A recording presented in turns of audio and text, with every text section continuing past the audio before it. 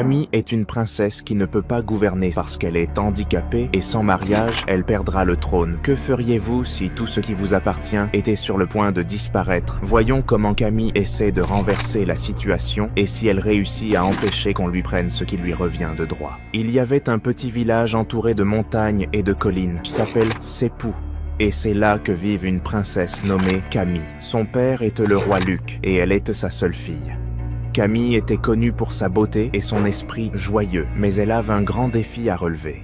Elle était handicapée, et à cause de cela, aucun homme ne voulait se marier avec elle. Sa vie devint encore plus tragique lorsque son père, le roi Luc, et son unique frère, le prince Jonathan, héritier du trône, moururent soudainement à cause d'une étrange maladie. Cela laissa la princesse Camille et sa mère, la reine Agatha, comme les seules survivantes de la famille royale. Après la tragédie, le trône resta vacant. Selon les traditions du village, il ne pouvait rester vide longtemps. Et en plus, une femme célibataire ne pouvait pas régner. En tant que seule fille, Camille ne put accéder au trône. Cette limitation pèse sur elle chaque jour car elle se sent coincée entre la tristesse de la perte de sa famille et la pression de trouver un mari pour restaurer sa légitimité en tant que reine. Son oncle Malaki fut couronné temporairement comme le nouveau roi de Seppou et il fut chargé de gouverner la terre jusqu'à ce que Camille se marie. Cela posa un grand problème pour elle. Car non seulement elle est handicapée, mais les gens du village la regardaient également avec mépris et murmuraient dans son dos. Elles savent qu'elles doivent se marier rapidement si elles veulent récupérer le trône avant que le règne de son oncle ne devienne permanent et que l'héritage de son père ne disparaisse à jamais. Les jours passaient et son objectif de se marier et de revendiquer le trône semble de plus en plus lointain. Bien que Camille fût connue pour sa gentillesse et sa beauté, les villageois ne voyaient que son handicap. Elle et sa mère, la reine Agatha, est devenue le centre des rumeurs du village. On chuchote que sa mère a assassiné le roi et le prince, et certains pensent même que le handicap de Camille est une punition divine ou le résultat de rituels sombres réalisés par la reine. Camille est consciente de ces rumeurs et savent que, tant qu'elle ne se marièrent pas, les gens du village continueraient à la mépriser. « Quand je me marierai, tout cela s'arrêtera », se répète-t-elle pour se convaincre. Cependant, chaque jour qui passe, ce rêve semble s'éloigner de plus en plus. Elle se promène souvent dans le château, se remémorant les jours heureux passés avec son père et son frère, lorsque le village l'adore, lorsque tout le monde la salue avec respect et admiration. À présent, ces souvenirs semblaient lointains, comme s'ils appartenaient à une autre vie. Un après-midi d'hiver, Camille décida qu'elle ne pouvait plus attendre que les choses changent d'elles-mêmes. Le palais, qui avait autrefois été un refuge plein de vie et de joie, est devenu un endroit sombre, plein de silence. Les couloirs étaient vides, et la reine Agatha passe ses journées enfermée dans ses appartements, plongée dans la tristesse. Camille ressent la solitude chaque jour qui passe, mais elle n'est pas prête à se laisser consumer par la douleur. Elle avait entendu dire que le marchand du village avait reçu de nouveaux bijoux de la ville et pensa que cela pourrait être l'occasion de faire quelque chose qui lui rappellèrent les jours heureux. Elle se rappela comment elle allait au marché avec son père pour acheter des cadeaux pour sa mère. Peut-être qu'un bel objet remontera le moral de maman, avec un soupçon d'espoir. Bien qu'elle sache que sortir au marché ne sera pas facile, Camille décida de ne pas envoyer sa servante. Elle voulut choisir le cadeau elle-même, comme elle le faisait autrefois avec son père. Après tout, personne ne connaisse mieux la reine Agatha que sa propre fille. Déterminée, elle prit son fauteuil roulant et, avec l'aide d'un serviteur, sortit du palais. L'air frais de l'hiver la frappa au visage, lui rappelant combien tout avait changé depuis la dernière fois qu'elle avait marché librement dans le village. À mesure qu'elle avance dans les rues, elle remarqua les regards des villageois. Certains la regardaient avec pitié, d'autres avec mépris, et quelques-uns l'ignoraient, même complètement. Camille tenta de ne pas prêter attention aux murmures qui la suivaient. Bien qu'elle fût habituée aux murmures, cela faisait toujours mal. Elle se rappelle qu'autrefois, lorsque son père est vivant, tout le monde la salue avec révérence. Mais maintenant, ses jours étaient bien loin. Quand elle arriva au marché, elle se dirigea vers la bijouterie. Le marchand la salua avec un sourire poli, mais Camille remarqua qu'il évite de la regarder directement dans les yeux, comme si son handicap était quelque chose d'embarrassant à reconnaître. « Princesse Camille, quel honneur de vous avoir ici. Regardez, voici les meilleurs ensembles de bijoux qui viennent d'arriver, » dit-il en lui montrant soigneusement plusieurs pièces étincelantes. Camille choisit un magnifique ensemble de pierres bleues qui, pense-t-elle, faire sourire sa mère. Pendant un moment, elle se sentit fière d'avoir bravé le monde extérieur, mais ce calme ne dura pas longtemps. En sortant de la boutique, elle passa devant un groupe de jeunes filles qui la regardaient et riaient entre elles. « Regardez, voilà la princesse sans jambes. Qui voudrait épouser une créature aussi laide et faible ?» dit l'une des filles d'un ton moqueur. Les autres se joignirent au rire, tandis que Camille essaye de garder son calme. Elle avait entendu des insultes avant, mais cette fois-ci, la cruauté des mots lui perça le cœur comme une dague. « Tu n'aurais jamais dû naître », ajouta une autre, rendant la douleur insupportable. Juste au moment où elle pense qu'elle ne pourra plus le supporter, un jeune homme apparut de nulle part. « Assez !» cria-t-il d'une voix ferme. « Comment pouvez-vous parler ainsi à quelqu'un qui ne vous a rien fait ?» Les jeunes filles se turent, surprises par l'intervention soudaine du jeune homme. « Et qui es-tu pour nous dire quoi faire ?» répondit l'une d'elles, bien que moins sûre d'elle qu'avant. Le jeune homme ne faiblit pas. « Je suis quelqu'un qui croit au respect et à la décence. Je ne peux pas rester silencieux pendant que vous vous moquez de quelqu'un qui a enduré en silence. N'avez-vous pas honte ?» Les jeunes filles, des fils, ne surent que dire de plus. Elles se regardèrent, mal à l'aise, puis s'éloignèrent, en murmurant à voix basse. Le jeune homme s'approcha de Camille, qui pleure encore en silence. Il s'agenouilla à côté d'elle, inquiet. « Ça va ?» demanda-t-il d'une voix douce. Camille leva les yeux, encore en larmes, et ne put dire qu'un timide « merci ».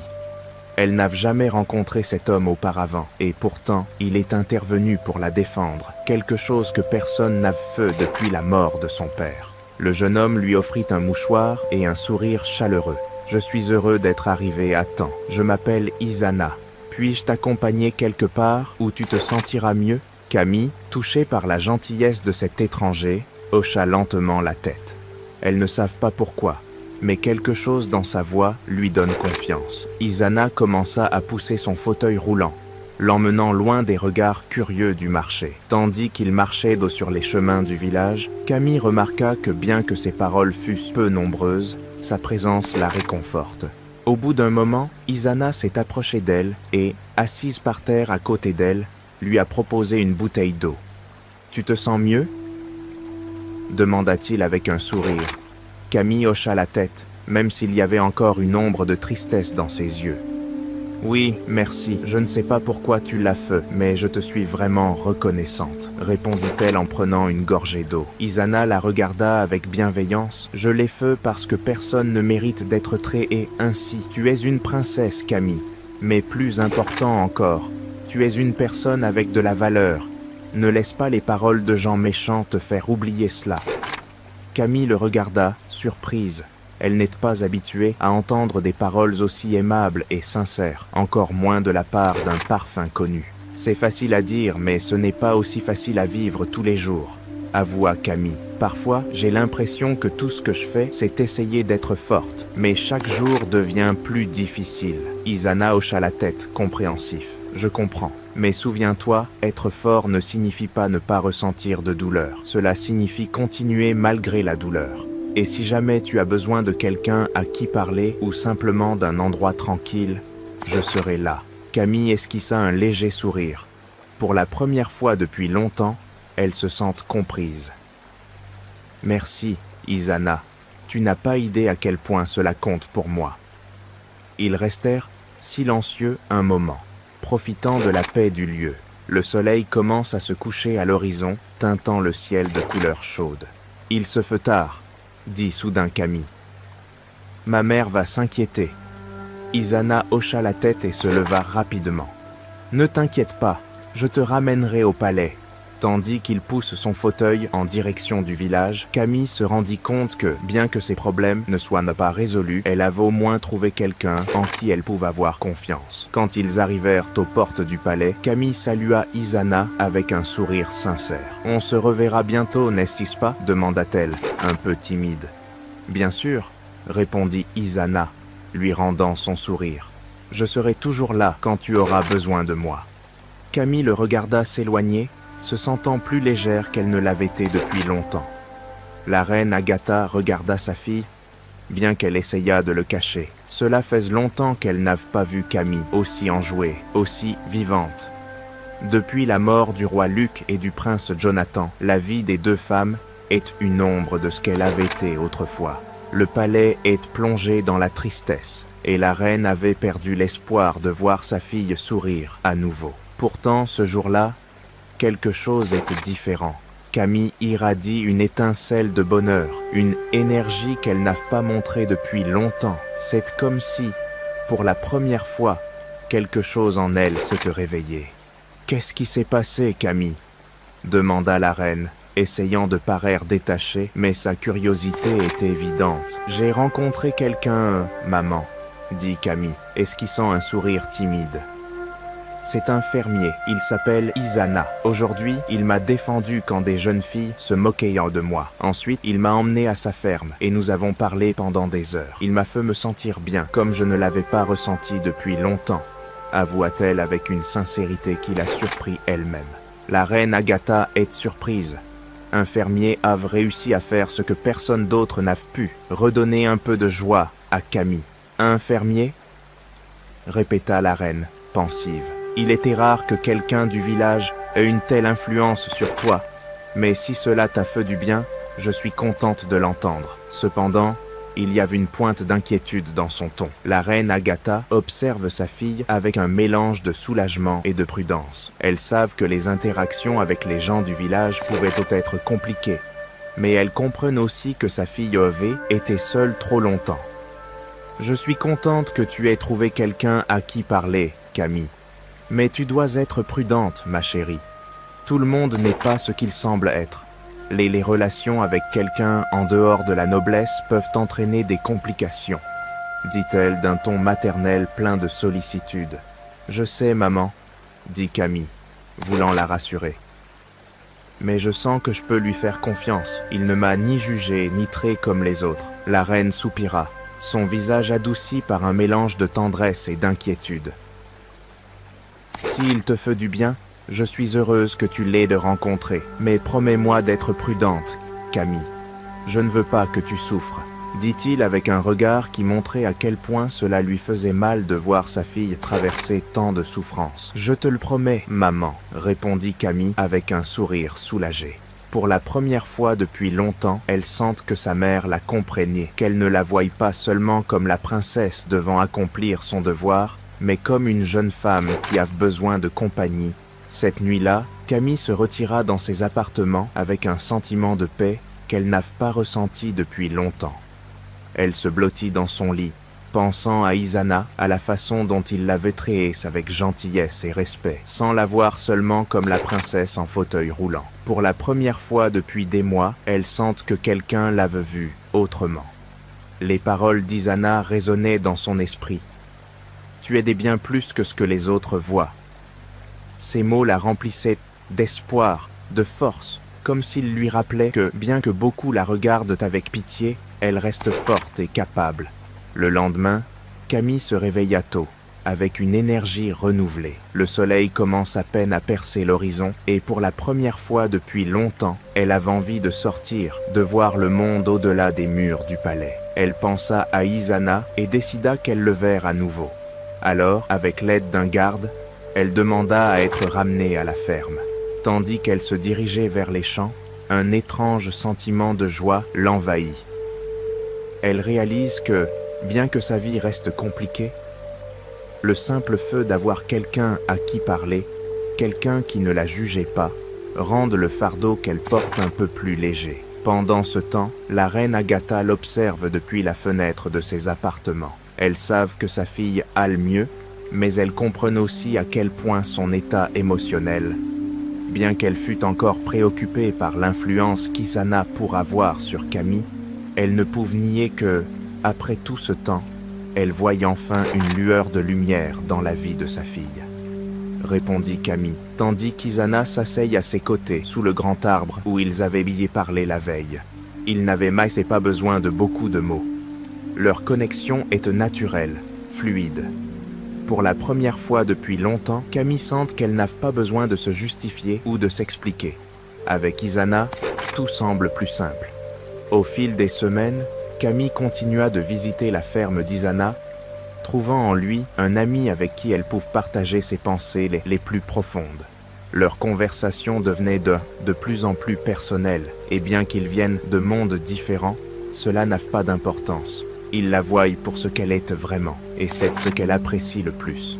Cependant, tout n'est pas si simple dans le royaume.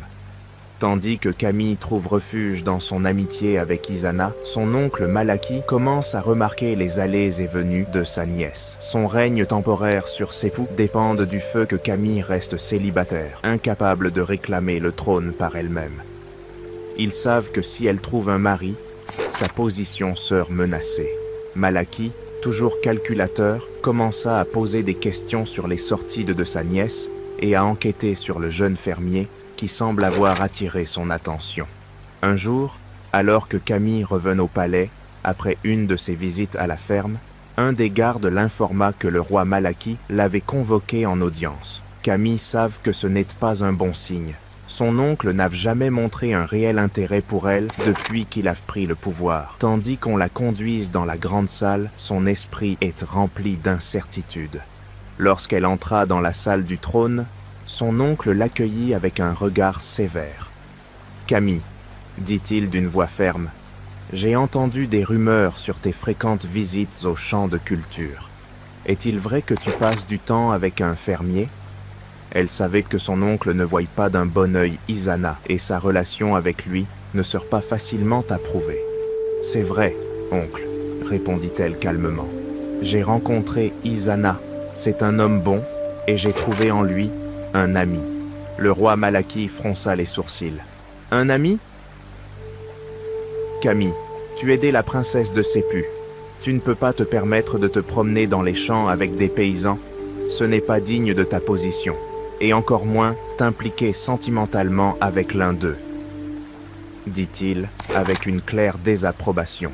Camille sentit la colère monter en elle. Isana n'est donc pas juste un paysan, oncle. Il est seul mon ami.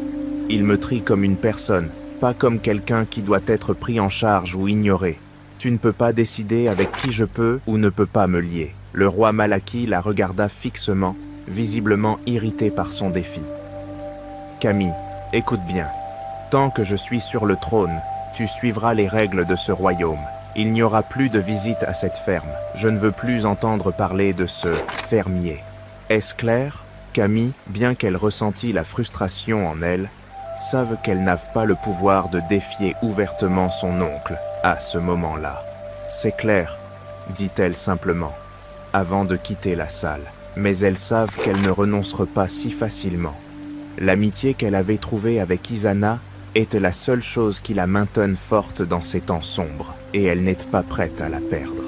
Plus tard, Camille se retira dans ses appartements, où elle resta à réfléchir à ce qui s'est passé. Elle savait que son oncle est un homme calculateur, mais elle n'allait pas le laisser décider avec qui elle pouvait ou ne pouvait pas être.